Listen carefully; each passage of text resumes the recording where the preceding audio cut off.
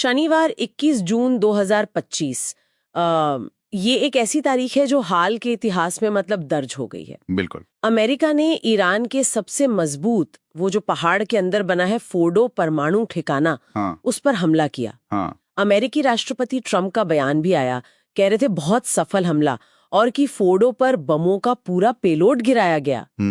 लेकिन फिर ईरान कह रहा है कोई गंभीर नुकसान नहीं हुआ। हाँ, बिल्कुल अलग बात। तो ये विरोधाभास है। सच क्या है इस धुंध के पार? यही आज हमें समझना है। हाँ, तो आज के इस डीप डाइव में हम इसी पहेली को मतलब सुलझाने की कोशिश करेंगे। हमारे पास स्रोत क्या क्या है, सरकारी बयान है, आईएई मतलब अंतर्राष्ट्रीय परमाणु ऊर्जा एजेंसी, उनकी शुरुआती रिपोर्ट्स हैं और कुछ तकनीकी विश्लेषण भी हैं। जी। मकसद यही है कि इस हमले के दावों, जवाबी दावों और इसके असल मायने को परत दर परत खोलें। चले शुरू करते हैं। बिल्कुल। और देखिए, फोर्डो की कहानी ना अपने आप में काफी दिलचस्प है। अच्छा, ये सिर्फ एक परमाणु प्लांट नहीं है। मतलब इसे शुरू में बनाया गया था ईरान के रेवोल्यूशनरी गार्ड कॉर्प्स, IRGC जिसे कहते हैं, उनके मिसाइल बेस के तौर पर। मिसाइल बेस, परमाणु प्लांट नहीं? शुरुआत में मिसाइल बेस। और ये कोई ऐसी वैसी जगह नहीं है। एक पहाड़ के अंदर करीब 80 से 110 मीटर नीचे। 80 से 110 मीटर, ये तो काफी गहरा हुआ। मतलब लगभग 250 से 300 फीट। हाँ, बिल्कुल 300 फीट तक गहरा। तो इसे भेदना आसान नहीं है। सही बात है। और दुनिया को इसके बारे में पता कब चला? ये भी छुपा हुआ होगा काफी। छुपा हुआ ही था। दुनिया के सामने ये 2009 में आया, जब पश्चिमी खुफिया एजेंसियों ने इसका मतलब पर्दाफाश किया। ईरान ने खुद नहीं बताया था इसके बारे में। ओहो। और हाल के सालों में तो ये और भी ज्यादा अहम हो गया था। क्यों?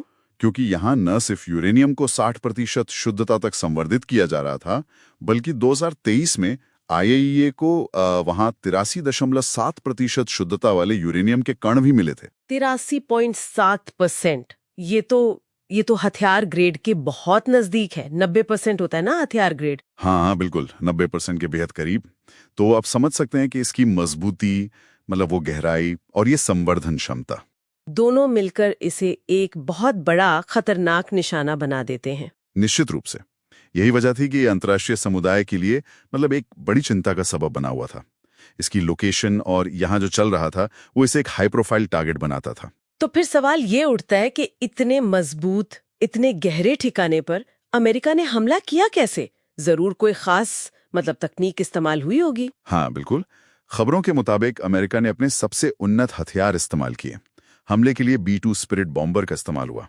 B-2 स्टेल्थ बॉम्बर है ना, जो रडार में नहीं आता? वही रडार की पकड़ में आसानी से नहीं आता और बहुत लंबी दूरी तक मार कर सकता है। और इसने गिराया GBU-57 massive ordnance penetrator, MOP जिसे कहते हैं।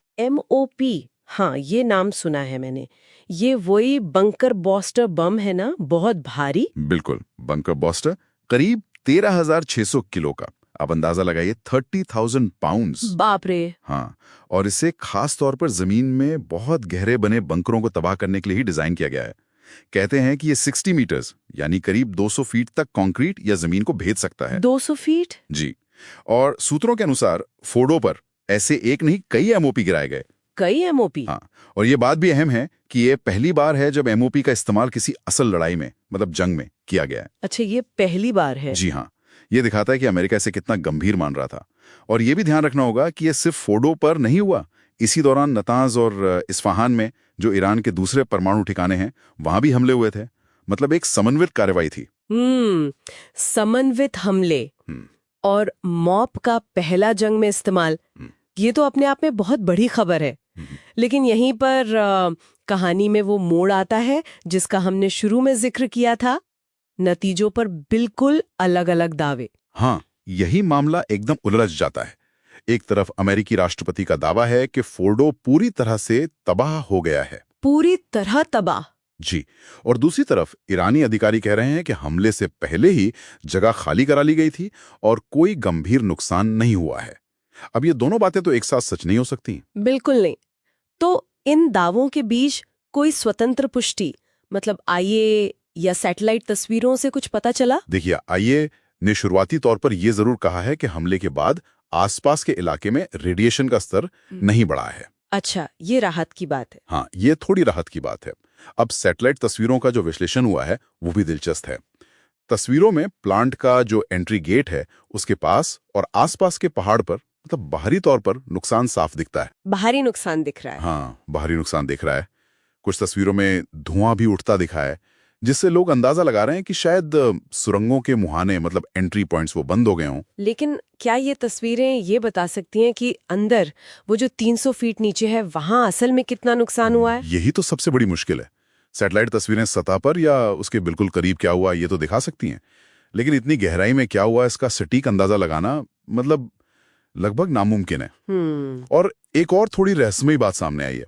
नासा के कुछ सैटेलाइट्स हैं। नासा के? हाँ, नासा के सैटेलाइट्स ने हमले की घोषणा होने से ठीक पहले फर्डो के पास असामान्य गर्मी एक हीट सिग्नेचर दर्ज किया था। हमले से ठीक पहले? इसका क्या मतलब हो सकता है? ये अभी साफ नहीं है। क्या ये हमले से ही जुड़ा है या वहां कोई और गतिविधि चल रही थी? ये भी एक सवाल है जिसका जवाब अभी नहीं है। तो मतलब हमारे पास है विरोधाभासी बयान, बाहरी नुकसान के कुछ सबूत, रेडिएशन न फैलने की पुष्टि और एक ये अनसुलझी हीट सिग्नेचर वाली पहेली। ये हमला रणनीतिक तौर पर क्या मायने रखता है? देखिए, ये कई मायनों में अहम है। पहला तो ये कि ये अमेरिका का ईरान के परमाणु कार्यक्रम पर एक बहुत सीधा और कह सकते हैं बड़ा सैन्य हस्तक्षेप है। हाँ, सीधा हमला। दूसरा, इसमें MOP जैसी खास बंकर बस्टर क्षमता का प्रदर्शन किया गया है और जाहिर है इससे एक क्षेत्रीय तनाव तो काफी बढ़ गया है। वो तो है, लेकिन सबसे बड़ा सवाल, क्या इससे ईरान का परमाणु कार्यक्रम वाकई रुक जाएगा? अगर मान भी लें कि ये ठिकाना तबाह हो गया हो जैसा अमेरिका दावा कर रहा है। ये मिलियन डॉलर सवाल है जैसा कहते हैं। देखिए, एक बात समझनी होगी, भले ही आप भौतिक ढांचा मतलब बिल्डिंग या सुरंगें तबाह कर दें, हाँ, लेकिन परमाणु हथियार बनाने का जो ज्ञान है, जो तकनीक है, जो विशेषज्ञता है, वो तो लोगों के दिमाग में है। बिल्कुल, वो तो ईरान के पास मौजूद है, उसे इस हमले से मिटाया नहीं जा सकता। तो लंबी अवधि में इसका असर कितना होगा ये कहना भी बहुत मुश्किल है। सही बात। और ये घटना ये भी दिखाती है कि ऐसे हमलों के बाद जमीनी हकीकत जानना और जानकारी की पुष्टि करना कितना मुश्किल हो जाता है, खासकर जब दोनों पक्ष अपने अपने नैरेटिव को इतनी मजबूती से पेश कर रहे हों। हाँ, प्रोपेगेंडा का भी अपना रोल होता है। तो आखिर में इस डीप डाइव से हम क्या लेकर जाएं, क्या समझें? हम ये समझ सकते हैं कि एक बड़ा सैन्य हमला हुआ है जिसके असल नतीजों पर अभी भी गहरा पर्दा है। बाहरी नुकसान हुआ है, ये सैटेलाइट तस्वीरें शायद बताती हैं, लेकिन जमीन के नीचे की कहानी क्या है वो अभी भी एक रहस्य है। एक रहस्य? हाँ, और ये घटना साफ तौर पे दिखाती है कि आज के इस दौर में भी मतलब इतनी एडवांस टेक्नोलॉजी के बावजूद बेहद सुरक्षित ठिकानों पर हुए हमलों के असर का सटीक आकलन करना कितनी बड़ी चुनौती है। और ये हमें सोचने पर भी मजबूर करता है। बिल्कुल।